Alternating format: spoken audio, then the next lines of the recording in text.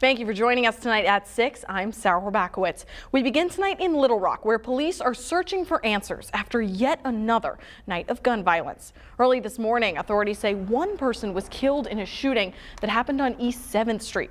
LRPD also says that 2 others were injured, but expected to recover. Meanwhile, just about 12 hours earlier, Little Rock police also responded to another city shooting. One person is now dead and another in critical condition. Police say this happened on Mablevale Pike Friday night.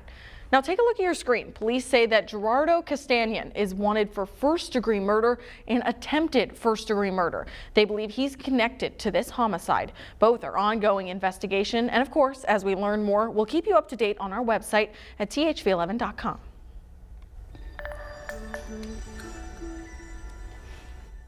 Well, boy, what a difference 24 hours can make. Yesterday, we were sitting in the 70s with sunshine, and now today things really quickly changed. We saw a much cooler start to our weekend. In the last 20 hours, we were the warmest at around midnight, where temperatures were in the 50s. Much of our day has been in the upper 30s to low 40s, and that's where we were for our highs today. A 24-hour temperature difference of almost 30 degrees in some spots. So yeah, we definitely felt that. Even saw some flakes flying early this morning after seeing spring-like temperatures yesterday. Right now we're sitting at 39 here in Little Rock, 37 in Conway. It was much colder to our north, with some of that colder air is in place in the 20s and 30s. They've been stuck in for much of the day. Going into our hour-by-hour forecast, a chilly night in store. We're going to be seeing clear skies, so those temperatures are going to drop pretty rapidly into the low to mid 20s. But that we do have some warmer days in store. So I'll have a peek at how the rest of our weekend is looking like and looking into the potential for our next active weather maker that we could see in the near future in the forecast coming up.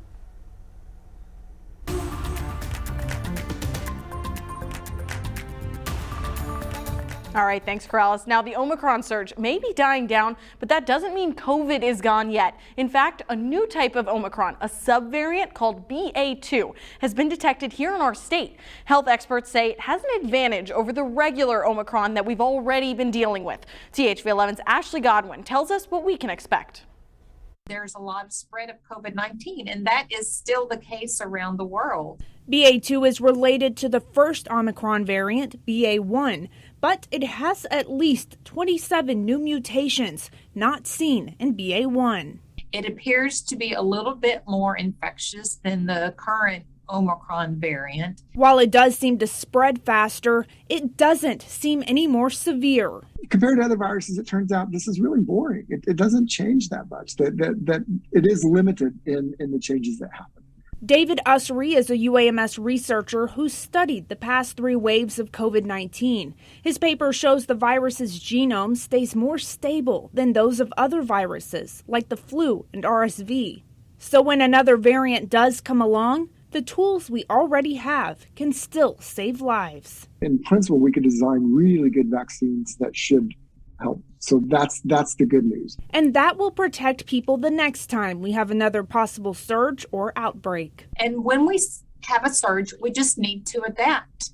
It could be that those are the times when we want to put our masks back on, we want to resume social distancing when the surge is on, and then as it backs off, we can go back to more of our usual everyday activities. In Little Rock, Ashley Godwin, THV11 News. And people who are up to date on their COVID-19 vaccinations still have a strong protection against severe disease, even from this new variant. But people who are past due to even get your booster shot, you might have less protection until you get that boost. All right, now self-testing can help you spot COVID-19 before it spreads to anyone else. So if you send the word test to our special text messaging line at 501-376-1111, we'll reply straight to you with the information you need on how you can get 4 free tests from the federal government and 5 more of them from the Arkansas Department of Health. Again, all you have to do is send us a quick text message with the word test. President Biden spoke on the phone today with Russian President Vladimir Putin and warned that invading Ukraine would cause, quote, widespread human suffering and bring swift and severe costs for Russia. Michael George has more from New York.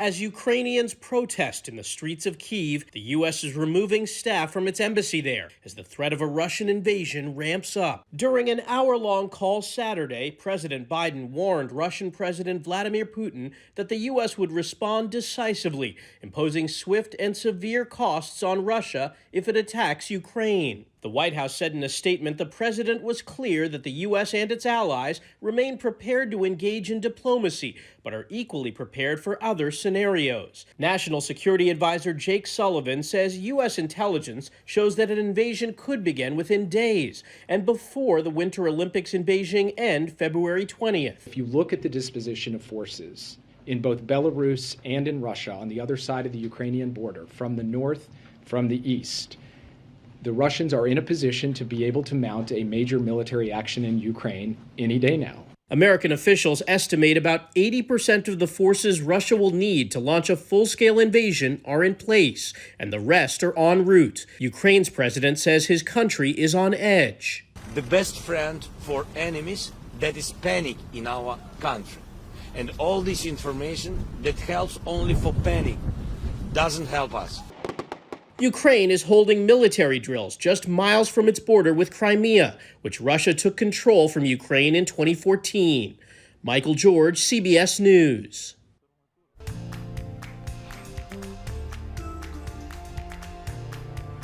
And back here at home, a staple in the South End community is finally getting a chance to reopen.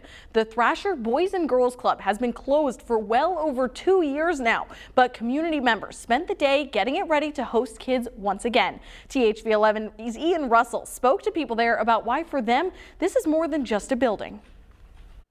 For the South End community, not having the Thrasher Boys and Girls Club open was tough. It's why they came out Saturday to show support and to make sure this club was as ready to go as it was for them for this generation. Many events that we intend to have just to take our community back, to invest in our community. The memories of this building are still fresh for Donna Massey. This is an investment in the community. We're trying to save our community. Thrasher Boys Club has been a staple in this community for years. Her son played sports here. That impact is why seeing the club close a couple years back hurt. We have children in this community. They deserve an opportunity. They deserve a chance. So I was enraged and very concerned to find out that this had to be closed. And it's why she came out Saturday, along with over 100 others, to clean up the club and get it ready for its reopening next month. I mean, we need community programs like the Boys Club and all this stuff, and to see all these people show up to support this Boys Club, it's amazing to me. Kobe Knight grew up here too and is here for the same reasons as Massey. He says there isn't anything to keep kids occupied after school, but the Boys and Girls Club gives them a place to go. Yes, this just shows you that there's still people and this community still has hope. This shows. And for those who have been with the club for the longest, like Ed Johnson, this is more than just a Boys and Girls Club. It's a chance to curb youth violence before it happens. We had nothing out here to take their time. They get out of school, they get in the wrong groups. The wrong group lead to violence and problems. This center will help us. We need this center. So as work continues to get this building ready, Massey says there's still work to be done, but she says it's more than just the building. It's the message behind what they're doing that's important. I'm just excited, to know that we're fighting to save this community at this community center, to give the children of this age in this area an opportunity to succeed, and that's what they need, and that's what we want. In Little Rock, Ian Russell, THV11 News. And today they also provided free brake and taillight repair so that they could prevent any unnecessary stops. All right, still ahead, is the White House really providing money to distribute crack pipes across the country? That's the claim, and now Arkansas senators are among a group trying to stop it. Coming up next in our Verify team, we'll unpack this odd story. Live look across the metro this evening, a beautiful shot of that sunset. We ended the day pretty nicely on this Saturday, seeing more sunshine in our forecast and a bit of a warm up. I'll talk about that and the chance for some storms in our near future coming up.